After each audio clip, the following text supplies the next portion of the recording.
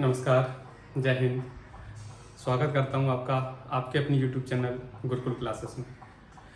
आज से हम एक नई शुरुआत कर रहे हैं। आरआरबी एनटीपीसी का जो एग्ज़ाम आने वाला है उसके लिए मैथ्स की एक सीरीज़ शुरू करने वाला हूँ। चैप्टर वाइज हम प्रैक्टिस करेंगे। आसान जो भी चैप्टर होंगे उन्हें कम समय में 2 से 3 दिन में, और जो थोड़े मॉडरेट लेवल के चैप्टर हैं उनमें 5 से 6 दिन तक हम उसकी प्रैक्टिस करेंगे। और केवल चैप्टर मतलब जो भी क्वेश्चंस पूछे गए केवल उनकी प्रैक्टिस होगी। बेसिक वगैरह कुछ नहीं बताऊंगा मैं, जो सिर्फ प्रैक्टिस के लिए इस सेशन में शुरू कर रहा हूँ। देखिए, सभी क्वेश्चंस ऐसे हैं जो एग्जाम में पूछे गए हैं। संख्या पद्धति से मैं शुरुआत कर रहा हूँ। पहला क्वेश्चन आपके सामने ये रहा। किसी भी संख्या का दशमलव भाग हमेशा होता है। Decimal parts of any number is always. आपको बताना है। ऑप्शन ये रहे आपके सामने। सभी क्वेश्चंस ऐसे हैं जो पूछे गए हैं एनटीपीसी में, सॉरी एनटीपीसी में नहीं, मतलब किसी न किसी एग्जाम में पूछे ही गए हैं। यहाँ पर लिख रहा है आरआरबी जेई और 2019 में पहली शिफ्ट में पूछा गया सवाल है। कोई भी संख्या दशमलव भाग में हमेशा क्या होती है? अगर कोई भी संख्या अगर दशमलव में लिखी हुई है, पॉइंट में लिखी हुई है, तो हमेशा वह 1 से छोटी होती है। हमेशा दशमलव की संख्या 1 से क्या होती है? छोटी होती है। तो क्या वह 1 से छोटी होगी? ऑप्शन ए, या 0 से, या 2 बड़ी होगी 2 से, या 1 से बड़ी होगी तो 1 से बड़ी नहीं होगी, 2 से बड़ी नहीं होगी, 0 नहीं। क्या होगा? ऑप्शन ए इसका क्या होगा? सही आंसर होगा। ठीक है, मतलब कोई भी दशमलव की संख्या होती है वो हमेशा 1 से क्या होती है? छोटी होती है। दूसरा सवाल है, सबसे छोटी भिन्न को ज्ञात कीजिए। अक्सर ऐसे सवाल पूछे जाते हैं, सबसे छोटी भिन्न बताइए। तो भिन्नों को पता करने के लिए एक सबसे बेस्ट तरीका होता है क्रॉस मल्टीप्लाई करके उसका कंपैरिजन कर लें। जैसे 2/7 पहला ऑप्शन है और 5/6 दूसरा ऑप्शन है। छोटी पता करनी है तो इनका क्रॉस मल्टीप्लाई कर लीजिए। ये हो जाएगा 12 और ये हो जाएगा 35। तो बताइए छोटी कौन सी हुई? 2/7 हुई। अगर 2/7 छोटी है तो अभी हम इसका कंपेरिजन सी वाले ऑप्शन से करेंगे। तो 2/7 का अगर कंपेरिजन आप 3/5 से करोगे तो छोटी कौन सी होगी? ये होगी 7 की 21, ये होगी 5 दूनी 10। 2/7 क्या हो जाएगी? छोटी हो जाएगी। मतलब 2/7 अभी तक क्या है? छोटी है। अब 2/7 का कंपेरिजन अभी आपको किससे करना है? 1/2 से और करना है। ठीक है, तो 2 दूनी 4, 7 एकम 7, तो ये 4 बनेगा और ये 7 हो जाएगा क्रॉस मल्टीप्लाई से। तो छोटी संख्या कौन सी होगी? 2/7। मैंने कंपेरिजन सभी ऑप्शन से किया है। क्रॉस मल्टीप्लाई करके आप पता कर सकते हैं कौन सी छोटी है कौन सी बड़ी है। 7 से गुणा 5 से किया तो ये 35 आया, 6 से गुणा 2 से किया तो ये 12 आया। तो 12 छोटी होती है, तो इसका मतलब ये वाली भिन्न क्या होगी? छोटी होगी।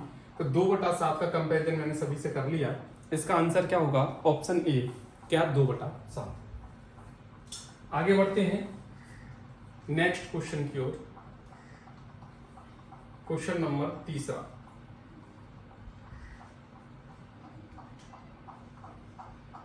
वही सेम क्वेश्चन है, इसमें भी आपको बड़ी और छोटी पता करनी है। वही लॉजिक इसमें भी लगा देंगे। 2/3, 3/4, 4/5 और 5/6 में कौन बड़ी है कौन छोटी है? तो सबसे पहले 2/3 और 3/4 को देख लेते हैं। ठीक है, क्रॉस मल्टीप्लाई करेंगे, 9 हो जाएगा, ये हो जाएगा 8। पूछा क्या है बताइए? पहले सबसे छोटी भिन्न का अंतर बताइए। सबसे बड़ी और सबसे छोटी पता करनी होगी। तो ये 9 हो गया, ये 8 हो गया गुणा करके। तो सबसे छोटी कौन सी हुई? 2/3। अभी तक इन दोनों में बात कर रहा हूं, इन दोनों में छोटी कौन सी हुई? 2/3। ठीक है, अब हम इसका 4/5 से कंपेरिजन करते हैं। तो इसका जब हम 4/5 से करेंगे तो 5 दूनी 10, 4 × 12, 2/3 अभी तक छोटी है। 5/6 से जब कंपेरिजन करेंगे इसका, तो 2/3 का अगर कंपेरिजन 5/6 से करेंगे तो ये हो जाएगा 12, ये हो जाएगा 15। तो 2/3 कैसी हो जाएगी? छोटी संख्या हो जाएगी। वैसे ही अगर 2/3 सबसे छोटी हो गई तो सबसे बड़ी कौन सी होगी? इनमें से कोई ना कोई एक बड़ी रही होगी। अब तीनों में से आप देख लो कौन सी बड़ी है। ठीक है, तो ये 3/4 कितना है देख लेते हैं एक बार। 3/4 और यहाँ कितना है? 4/5। तो ये हो जाएगा 15 और ये हो जाएगा 16। तो बड़ी कौन सी निकली? 4/5। ऐसे ही 4/5 का कंपेरिजन 5/6 से करेंगे तो ये 24, ये 25, तो 5/6। ठीक है, तो बड़ी कौन सी हुई? 5/6। छोटी कौन सी हुई? 2/3। दोनों का डिफरेंस पूछा है तो दोनों का डिफरेंस निकाल लेंगे। एलसीएम कितना आएगा? 6। तो ये 5 हो जाएगा, ये 4 हो जाएगा। तो आंसर कितना आएगा? 1/6। कौन सा ऑप्शन सही होगा? ऑप्शन डी सही होगा।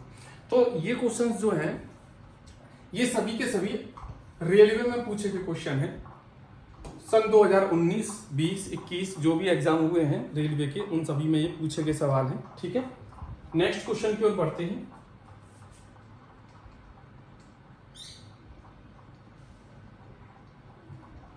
ठीक है, नेक्स्ट क्वेश्चन की ओर बढ़ते हैं, क्वेश्चन नंबर 4 की ओर।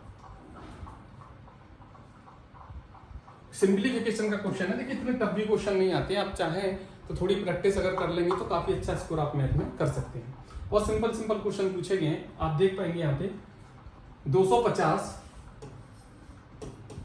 को भागित करना है, सॉरी ये 250, ये इंग्लिश में मुझे लग रहा है कहीं ना कहीं मिस्टेक है, यहाँ 250 लिखा है और यहाँ 2508 लिखा है ना, हिंदी वाला लेते हैं 2508 और यहाँ 12.54 है। ठीक है, इसका डिवाइड देना है, उसके बाद प्लस x प्लस 11 है एंड उसके बाद इक्वल में कितना है 200।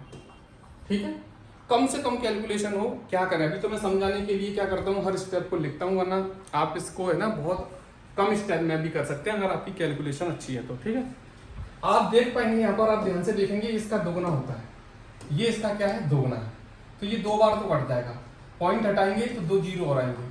ठीक है, अब ये 200 से क्या कट गया, 200 कट गया, तो उधर क्या बचा, कुछ नहीं बचा, जीरो बचा। 200 में से 200 जाएंगे तो क्या बचेगा, जीरो।